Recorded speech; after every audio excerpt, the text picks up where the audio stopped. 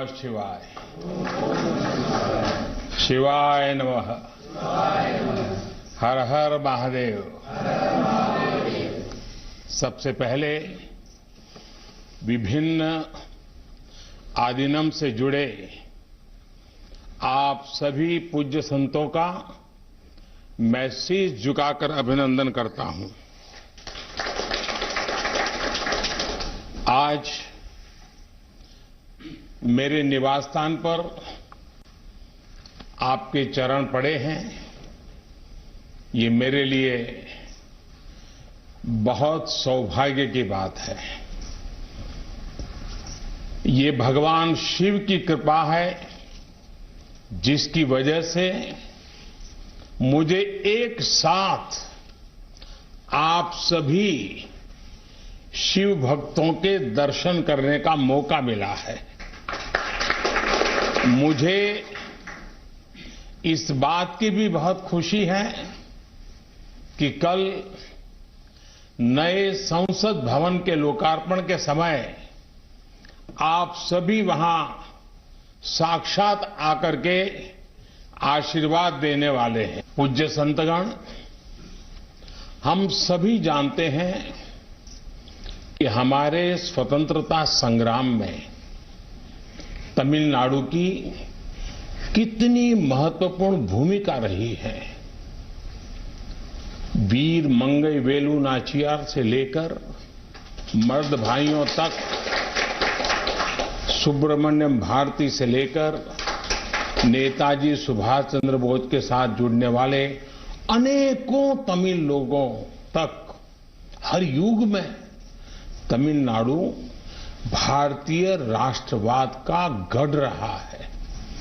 तमिल लोगों के दिल में हमेशा से मां भारती की सेवा की, भारत के कल्याण की भावना रही है। बावजूद इसके ये बहुत दुर्भाग्यपूर्ण है कि भारत की आजादी में तमिल लोगों के योगदान को वो महत्व नहीं दिया गया जो दिया जाना चाहिए था। अब बीजेपी ने इस विषय को प्रमुखता से उठाना शुरू किया है। अब देश के लोगों को भी पता चल रहा है कि महान तमिल परंपरा और राष्ट्रभक्ति के प्रतीक तमिलनाडु के साथ क्या व्यवहार हुआ था।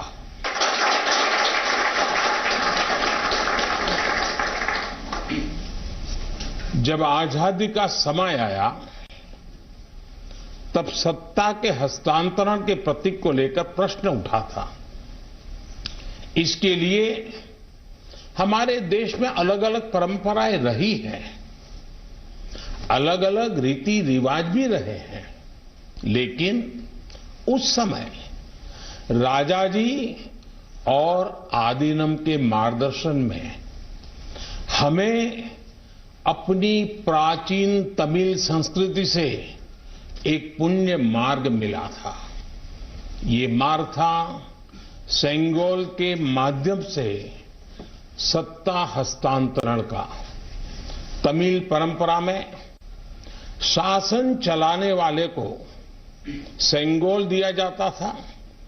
सेंगोल इस बात का प्रतीक था कि उसे धारण करने वाले व्यक्ति पर देश के कल्याण की जिम्मेदारी है और वो कभी कर्तव्य के मार्ग से विचलित नहीं होगा। सत्ता हस्तांतरण के प्रतीक के तौर पर तब 1947 में 1947 में पवित्र तिरुवावड़ुतुरई आदीनम द्वारा एक विशेष सेंगोल तैयार किया गया था। आज उस दौर की तस्वीरें हमें याद दिला रही हैं कि तमिल संस्कृति और आधुनिक लोकतंत्र के रूप में भारत की नियति के बीच कितना भावुक और आत्मीय संबंध रहा है। आज उन गहरे संबंधों की गाथा इतिहास के दबे हुए पन्नों से बाहर निकलकर एक बार फिर जीवंत हो उठी है। इससे उस समय की घटनाओं को समझने का सही दृष्टिकोण भी मिलता है और इसके साथ ही हमें ये भी पता चलता है कि सत्ता के हस्तांतरण के इस सबसे बड़े प्रतीक के साथ क्या किया गया। मेरे देशवासियों, आज मैं राजा जी और विभिन्न आदीनम की दूरदर्शिता को भी विशेष तौर पर नमन करूंगा।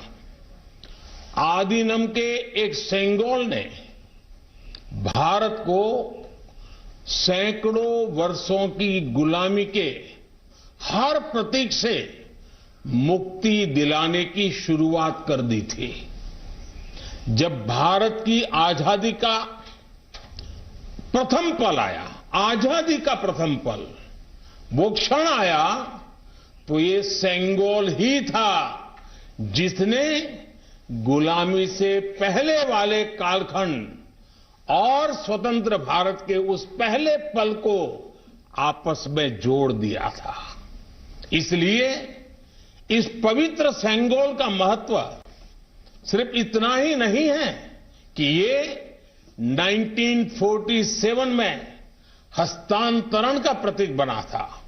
इस सेंगोल का महत्व इसलिए भी है क्योंकि इसने गुलामी के पहले वाले गौरवशाली भारत से, उसकी परंपराओं से स्वतंत्र भारत के भविष्य को कनेक्ट कर दिया था।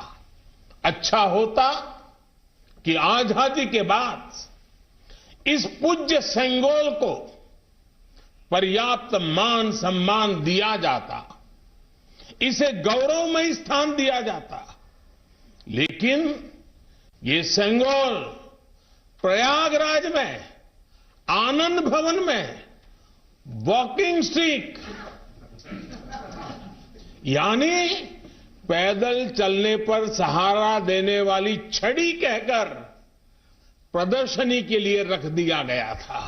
आपका ये सेवक और हमारी सरकार अब उस सेंगोल को आनंद भवन से निकाल कर लाई है। आज आजादी के उस प्रथम पल को नए संसद भवन में सेंगोल की स्थापना के समय हमें फिर से पुनर्जीवित करने का मौका मिला है। लोकतंत्र के मंदिर में आज सेंगोल को उसका उचित स्थान मिल रहा है। मुझे खुशी है कि अब भारत की महान परंपरा के प्रतीक उसी सेंगोल को नए संसद भवन में स्थापित किया जाएगा। ये सेंगोल इस बात की याद दिलाता रहेगा कि हमें कर्तव्य पथ पर चलना है, जनता जनार्दन के प्रति जवाबदेह बने रहना है। पूज्य संतगण, आदीनम की महान प्रेरक परंपरा साक्षात सात्विक ऊर्जा का प्रतीक है। आप सभी संत शैव परंपरा के अनुयायी हैं। आपके दर्शन में जो एक भारत श्रेष्ठ भारत की भावना है, वो स्वयं भारत की एकता और अखंडता का प्रतिबिंब है। आपके कई आदीनम के नामों में ही इसकी झलक मिल जाती है।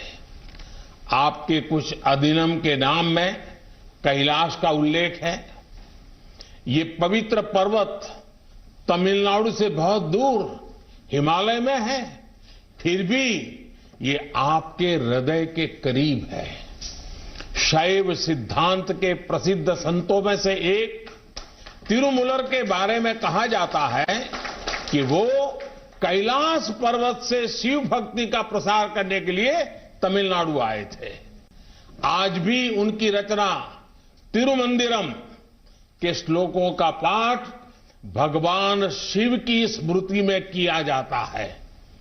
अपर, समंदर, सुंदरर और माणिका वासगर जैसे कई महान संतों ने उज्जैन, केदारनाथ और गौरीकुंड का उल्लेख किया है।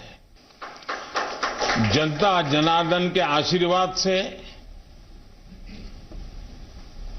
आज मैं महादेव की नगरी काशी का सांसद हूं, तो आपको काशी की भी बात बताऊंगा।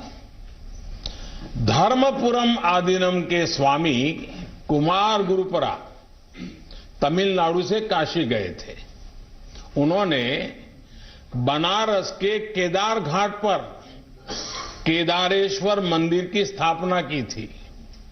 तमिलनाडु के तिरुपन्नदारु में काशी मठ का नाम भी काशी पर रखा गया। इस मठ के बारे में एक दिलचस्प जानकारी भी मुझे पता चली है। कहा जाता है कि तिरुपन्नदारु का काशी मठ तीर्थ यात्रियों को बैंकिंग सेवाएं उपलब्ध कराता था। कोई तीर्थ यात्री तमिलनाडु के काशी मठ में पैसे जमा करने के बाद काशी में प्रमाण पत्र दिखाकर वो पैसे निकाल सकता था। इस तरह शैव सिद्धांत के अनुयायियों ने सिर्फ शिव भक्ति का प्रसार ही नहीं किया, बल्कि हमें एक दूसरे के करीब लाने का कार्य भी किया। पूज्य संतगण, सैकड़ों वर्षों की गुलामी के बाद भी तमिलनाडु की संस्कृति आज भी जीवंत और समृद्ध है, तो इसमें आदीनम जैसी महान और दिव्य परंपरा की भी बड़ी भूमिका है। इस परंपरा को जीवित रखने का दायित्व संत जनों ने तो निभाया ही है, साथ ही इसका श्रेय पीड़ित, शोषित, वंचित सभी को जाता है कि उन्होंने इसकी रक्षा की, उसे आगे बढ़ाया। राष्ट्र के लिए योगदान के मामले में आपकी सभी संस्थाओं का इतिहास बहुत गौरवशाली रहा है। अब उस अतीत को आगे बढ़ाने, उससे प्रेरित होने और आने वाली पीढ़ियों के लिए काम करने का समय है। पूज्य संतगण, देश ने अगले 25 वर्षों के लिए कुछ लक्ष्य तय किए हैं। हमारा लक्ष्य है कि आजादी के 100 साल पूरे होने तक एक मजबूत, आत्मनिर्भर और समावेशी विकसित भारत का निर्माण हो। 1947 में 1947 में आपकी महत्वपूर्ण भूमिका से कोटि कोटि देशवासी पुनः परिचित हुए हैं। आज जब देश 2047 के बड़े लक्ष्यों को लेकर आगे बढ़ रहा है, तब आपकी भूमिका और महत्वपूर्ण हो गई है। आपकी संस्थाओं ने हमेशा सेवा के मूल्यों को साकार किया है। आपने लोगों को एक दूसरे से जोड़ने का, उनमें समानता का भाव पैदा करने का बड़ा उदाहरण पेश किया है। भारत जितना एकजुट होगा उतना ही मजबूत होगा। इसलिए हमारी प्रगति के रास्ते में रुकावटें पैदा करने वाले तरह तरह की चुनौतियां खड़ी करेंगे। जिन्हें भारत की उन्नति खटकती है, वो सबसे पहले हमारी एकता को ही तोड़ने की कोशिश करेंगे। लेकिन मुझे विश्वास है कि देश को आपकी संस्थाओं से आध्यात्मिकता और सामाजिकता की जो शक्ति मिल रही है, उससे हम हर चुनौती का सामना कर लेंगे। मैं फिर एक बार आप मेरे यहां पधारे, आप सबने आशीर्वाद दिए, ये मेरा सौभाग्य है। मैं फिर एक बार आप सबका हृदय से आभार व्यक्त करता हूं, आप सबको प्रणाम करता हूं। नए संसद भवन के लोकार्पण के अवसर पर आप सब यहां आए और हमें आशीर्वाद दिया, इससे बड़ा सौभाग्य कोई हो नहीं सकता है। और इसलिए मैं जितना धन्यवाद करूं उतना कम है। फिर एक बार आप सबको प्रणाम करता हूं। ओम नमः शिवाय। प्रधानमंत्री नरेंद्र मोदी ने संतों के साथ संवाद किया है और सेंगोल की उपेक्षा को लेकर पिछली सरकारों पर सवाल भी खड़े किए हैं और कहा कि प्रयागराज में सेंगोल को, जिसकी इतनी महत्ता है, उसे एक छड़ी की तरह रखा गया था। संसद में सेंगोल को स्थापित किया जाता है, कल जाएगा, और इस मौके पर उन्होंने संतों का आने के लिए धन्यवाद भी किया और कहा कि सेंगोल, जिसकी भारत में ऐतिहासिक महत्ता रही है, उसे उसका स्थान दिलाया जा रहा है। इस मौके पर प्रधानमंत्री ने आजादी की लड़ाई में तमिलनाडु के स्वतंत्रता सेनानियों का योगदान भी याद किया और सेंगोल को उचित स्थान उनकी सरकार दे रही है। संतों को उन्होंने ये जानकारी दी है। इससे पहले पूरे विधि विधान के साथ, मंत्रोच्चार के साथ प्रधानमंत्री नरेंद्र मोदी को सेंगोल सौंपा गया। लोकतंत्र के मंदिर में सेंगोल को जगह दी जा रही है। सेंगोल देश के कल्याण का प्रतीक। इसमें नंदी की छोटी प्रतिमा है, इसके अलावा गोला है और देवी लक्ष्मी की छवि भी इसमें उकेरी गई है। और कल नई संसद का जो उद्घाटन किया जाएगा, उससे पहले पूरे इलाके को काफी खूबसूरत तरीके से सजाया गया है।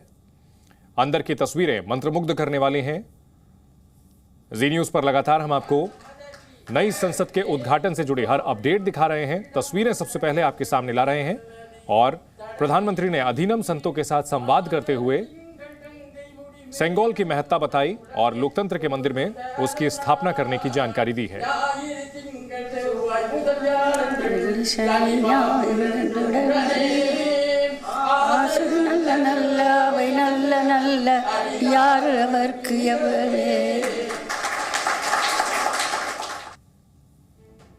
सेंगोल को वॉकिंग स्टिक बताया गया। इस बात को लेकर उन्होंने पूर्ववर्ती सरकारों पर निशाना साधा। कहीं ना कहीं पीएम का यह बयान राजनीति को और गरमाएगा।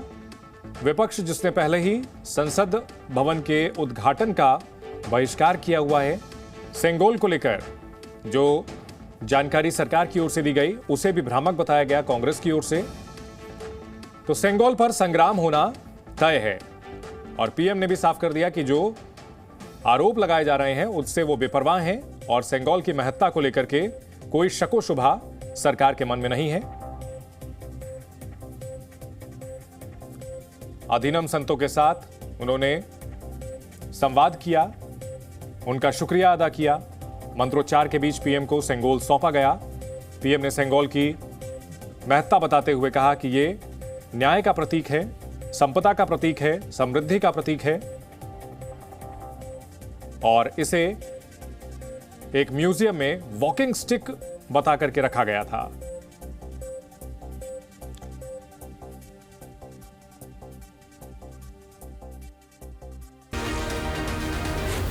जी न्यूज।